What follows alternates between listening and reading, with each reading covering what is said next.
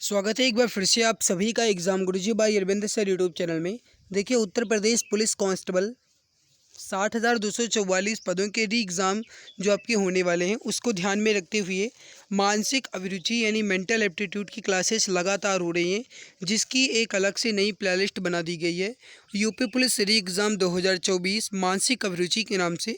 अगर आप इसके पहले की क्लासेस नहीं देखे हैं तो ज़रूर देख लेना, क्योंकि इसके पहले आपका जनहित, कानून एवं शांति व्यवस्था, अपराध नियंत्रण, इसके अलावा पुलिस प्रणाली, ये जो आपके 4 टॉपिक हैं ये कंप्लीट हो चुके हैं।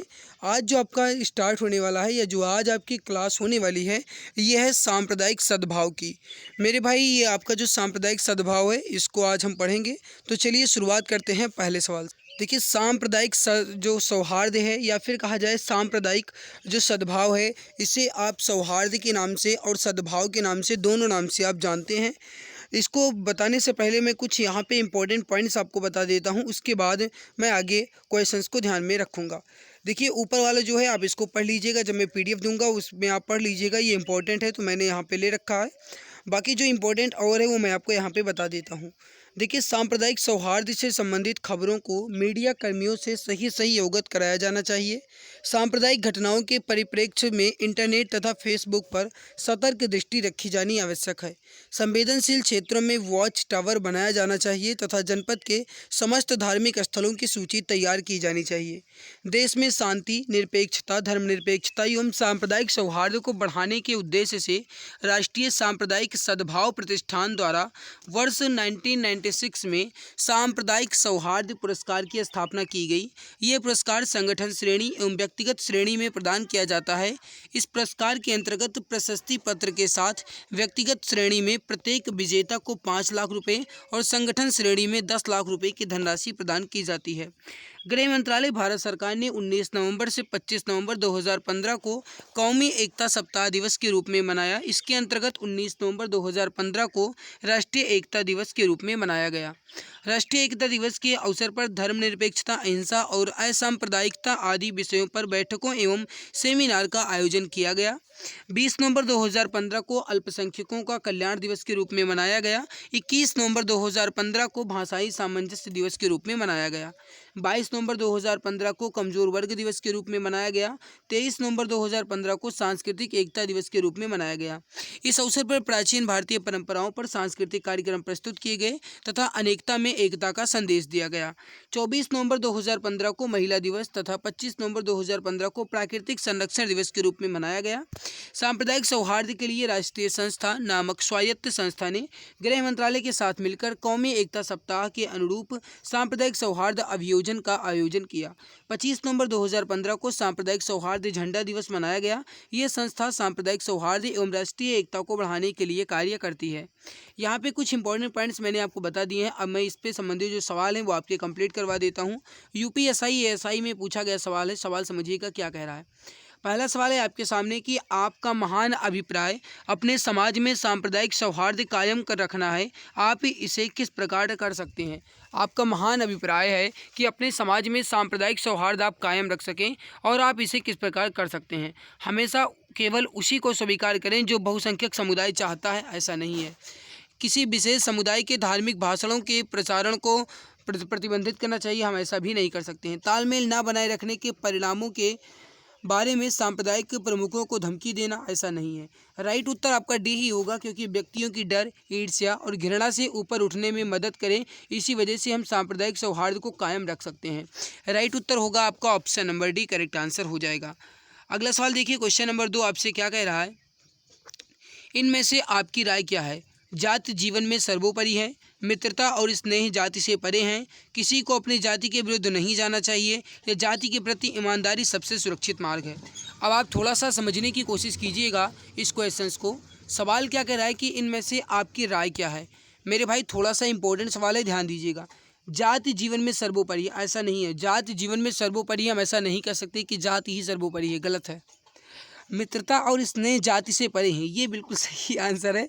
मित्रता और जात जो स्नेह है आपका, ये जाति से परे है। मतलब ये है मेरे प्यारे भाई कि मित्रता और स्नेह जो है ये जाति से ज़्यादा ऊंचा है, जाति कोई मतलब नहीं है। ठीक है, राइट उत्तर क्या हो जाएगा आपका ऑप्शन नंबर बी।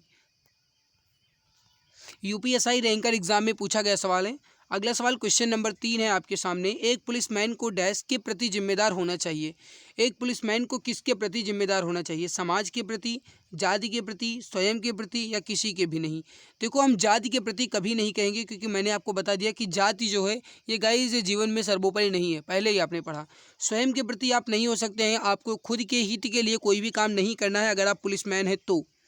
किसी के भी नहीं, ये तो बिल्कुल गलत है। राइट उत्तर आपका ऑप्शन नंबर ए होगा, समाज के प्रति। एक पुलिसमैन को समाज के प्रति जिम्मेदार होना चाहिए। राइट उत्तर हो जाएगा आपका option number A. Option A is correct answer. Next सवाल आपके सामने है कि सांप्रदायिक सौहार्द स्थापित करने का प्रभावी साधन क्या है? शिक्षा, धार्मिक शिक्षा, या शिक्षित एवं जागरूक समाज। देखिए, सांप्रदायिक सौहार्द स्थापित करने का एक प्रभावी साधन है शिक्षित एवं जागरूक समाज।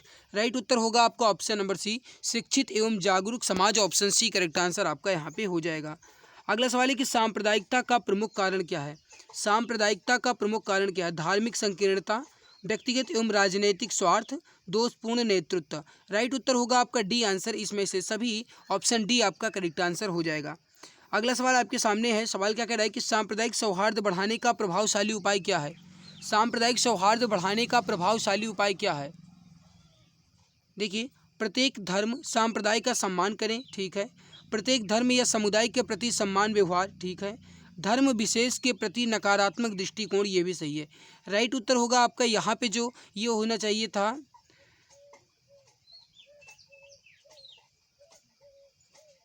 एक मिनट, सांप्रदायिक सौहार्द बढ़ाने का प्रभावशाली उपाय क्या है ये पूछ रहा है। प्रत्येक धर्म या संप्रदाय का सम्मान करें, ये तो बिल्कुल सही है। प्रत्येक धर्म समुदाय के प्रति सम्मान व्यवहार करें, ये भी सही है। धर्म विशेष के प्रति नकारात्मक दृष्टिकोण, हम नकारात्मक दृष्टिकोण किसी भी धर्म को लेकर के नहीं कर सकते। ऐसा नहीं कह सकते कि धर्म हिंदू सही है या कहते हैं मुस्लिम सही, ये गलत है।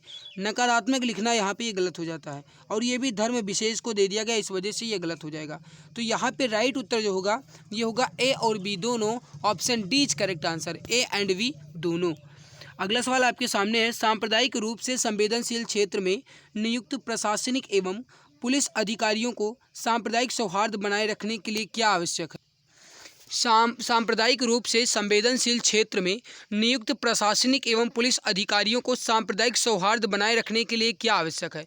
इसका उत्तर आप बताएंगे। सही आंसर यहाँ पे क्या हो जाएगा?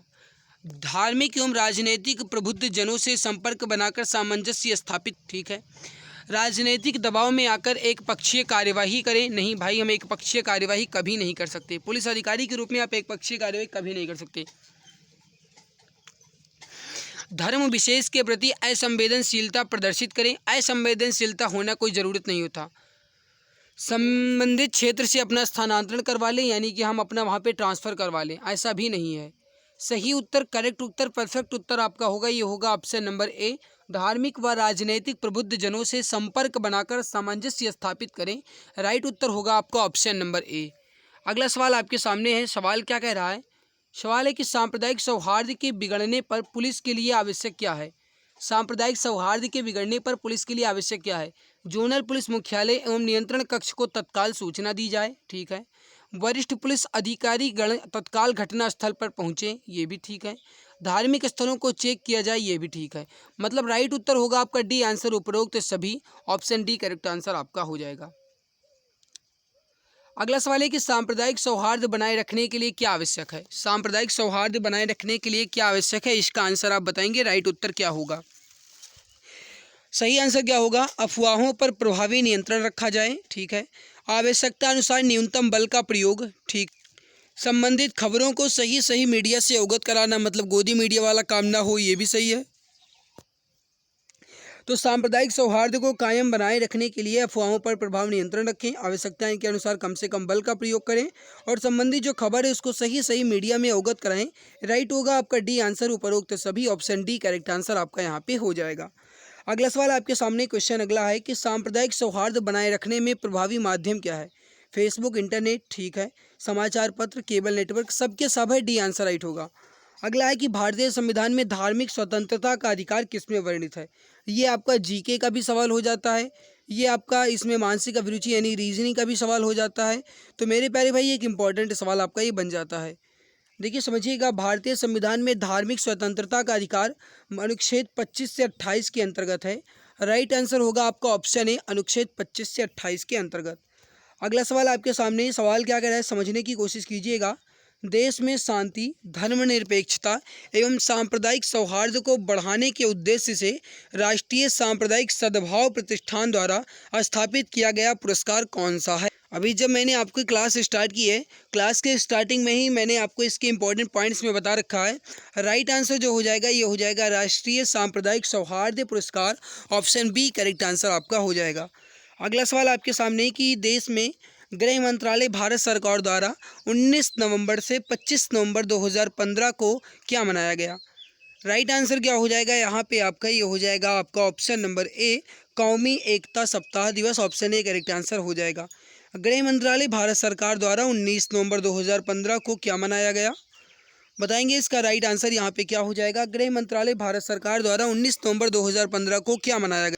राइट आंसर हो जाएगा ये हो जाएगा राष्ट्रीय एकता दिवस, ऑप्शन बी करेक्ट आंसर हो जाएगा राष्ट्रीय एकता दिवस मनाया गया। राइट आंसर हो जाएगा राष्ट्रीय एकता दिवस। अगला है कि कौमी एकता दिवस के अंतर्गत महिला दिवस जो है कब मनाया गया। कौमी एकता दिवस के अंतर्गत महिला दिवस कब मनाया गया। राइट आंसर होगा आपका option number A 24 November 2015, option A correct answer आपका हो जाएगा। अगला सवाल आपके सामने है कि गृह मंत्रालय भारत सरकार द्वारा कौमी एकता सप्ताह दिवस के अंतर्गत अल्पसंख्यकों का कल्याण दिवस कब मनाया गया। राइट आंसर होगा आपका ऑप्शन नंबर बी 20 नवंबर 2015 को। राइट आंसर हो जाएगा आपका ऑप्शन नंबर बी। अगला है कि गृह मंत्रालय भारत सरकार द्वारा कौमी एकता सप्ताह के अंतर्गत सांप्रदायिक सौहार्द झंडा दिवस कब मनाया गया। सही उत्तर हो जाएगा क्वेश्चन नंबर 17 का ऑप्शन नंबर सी 25 नवंबर 2015 को, ऑप्शन सी करेक्ट आंसर आपका हो जाएगा। अगला सवाल है आपके सामने कि यदि सभी नागरिक विभिन्न धर्मों का त्यौहार एक साथ मिलकर मनाएं तो निम्नलिखित में से किस समस्या का समाधान हो जाएगा। मोस्ट इंपॉर्टेंट सवाल है। राइट आंसर हो जाएगा आपका ऑप्शन नंबर बी सांप्रदायिकता का, ऑप्शन बी करेक्ट आंसर आपका हो जाएगा।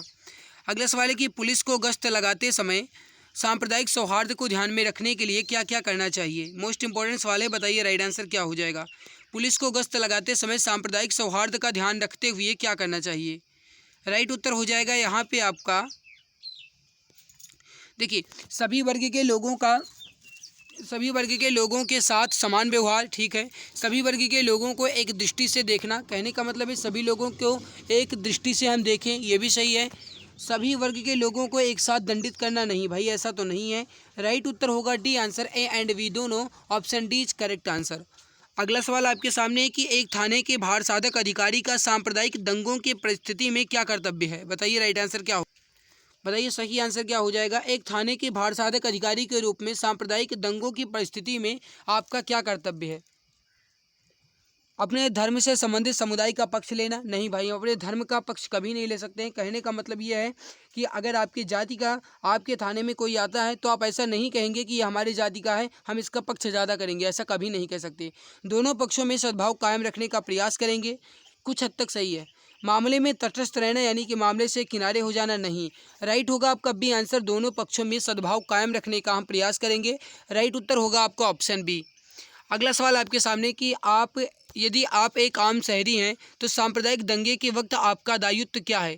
कहने का मतलब यह है कि आप एक आम शहरी के रूप में एक नागरिक हैं आप, और सांप्रदायिक दंगे हैं और उस दंगे में आपका दायित्व क्या होगा।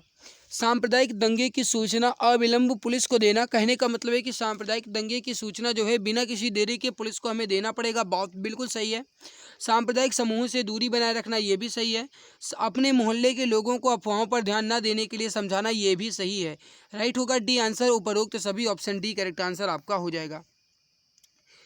यदि आप जिलाधिकारी के पद पर तैनात हैं और आपके ज़िले में सांप्रदायिक दंगे शुरू हो जाते हैं तो आप त्वरित कदम क्या उठाएंगे। कहने का मतलब ये कि भैया आप डीएम हैं और आपके इलाके में, आपके ज़िले में एक दंगे शुरू हो जाते हैं, वो दंगे हैं जो सांप्रदायिक दंगे हैं, और इस स्थिति में आप तुरंत क्या कदम उठाएंगे ये आपको बताना है। कानून और शांति व्यवस्था बनाए रखने का प्रयास करेंगे, अतिरिक्त पुलिस बल की तैनाती करेंगे, ये भी सही है। सांप्रदायिक समूहों के नेताओं के साथ बैठक भी करेंगे। राइट होगा डी आंसर, उपरोक्त सभी। नेक्स्ट सवाल आपके सामने है कि थाने का इंचार्ज अपने धार्मिक समूह का पक्ष लेते हुए सांप्रदायिकता के प्रसार में मदद कर रहा है, आप एक जागरूक नागरिक के तौर पे क्या कदम उठाएंगे। कहने का मतलब यह है कि थाने का इंचार्ज अपने धार्मिक समूह का पक्ष लेते हुए सांप्रदायिकता के प्रसार में मदद कर रहा है। मतलब यह है कि कोई एक थाने का इंचार्ज है और वो अपने ही समूह या अपने ही धर्म का साथ ले रहा है, यानी कि कह रहा है कि भाई वो हमारे जाति के हैं तो हम इनका साथ ज़्यादा लेंगे, उनकी मदद कर रहा है। और आप एक जिम्मेदार नागरिक के रूप में एक जागरूक नागरिक हैं, मतलब आपको सब कुछ पता है कि ऐसा कोई नहीं कर सकता है, तब आप वहाँ पे क्या कदम उठाएंगे? देखिए, जिला मजिस्ट्रेट को सूचित करेंगे, ठीक है, अपने लोगों को लेकर थाने का घेराव करेंगे, नहीं भाई हम ऐसा नहीं कर सकते, उसे समझाएंगे। हम थाने इंचार्ज को कैसे समझा सकते हैं? नहीं समझा सकते, हमारी बात मानेगा ही नहीं। तो राइट होगा जिला मजिस्ट्रेट को सूचित करेंगे। राइट उत्तर हो जाएगा आपका ऑप्शन नंबर ए, जिला मजिस्ट्रेट को सूचित करेंगे। अगला सवाल है कि एक थाने के भार साधक अधिकारी के पद पर तैनात अधिकारी के रूप में आपके समक्ष सांप्रदायिक समस्याएं उत्पन्न हो जाती हैं, ऐसे में आप कर सकते। एक थाने के भार साधक अधिकारी के पद पर आप तैनात हैं, आपके अधिकारी के रूप में आपके समक्ष एक सांप्रदायिक समस्याएं उत्पन्न हो जाती हैं। इस स्थिति में आप क्या करेंगे? अपने अधिकारियों को त्वरित सूचना संप्रेषण करेंगे, बात बिल्कुल सही है। जनता से अफवाहों के प्रति ध्यान न देने की अपील करेंगे, ठीक है। सांप्रदायिक समूह के नेताओं से विचार विमर्श करेंगे, ठीक है।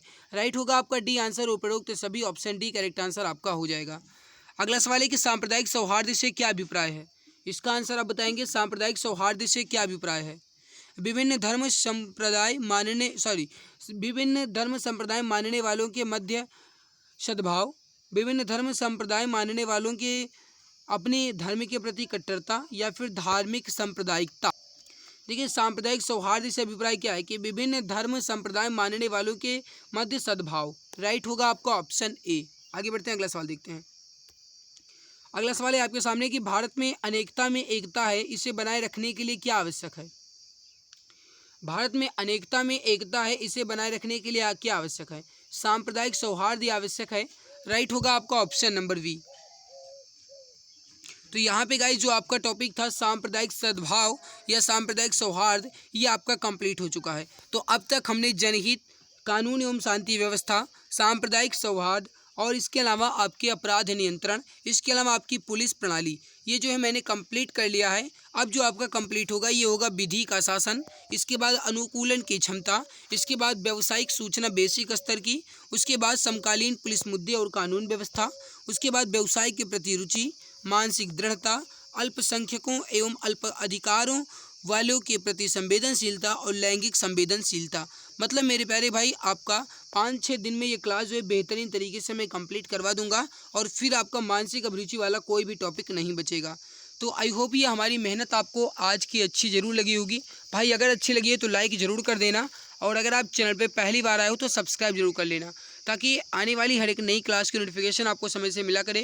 क्योंकि एक बात आप अच्छे से जानते हो कि मुझे जब भी टाइम मिलता है मैं आपकी क्लास ले लेता हूं। तो मेरे प्यारे भाई चैनल को सब्सक्राइब करने से आपको बेनिफिट मिलेगा, जब भी कोई न्यू क्लास होगी उसका नोटिफिकेशन आपको समय से मिल पाएगा। बाकी आज की हमारी मेहनत आपको कैसी लगी, वीडियो के नीचे कमेंट सेक्शन में अपना फीडबैक जरूर कीजिएगा।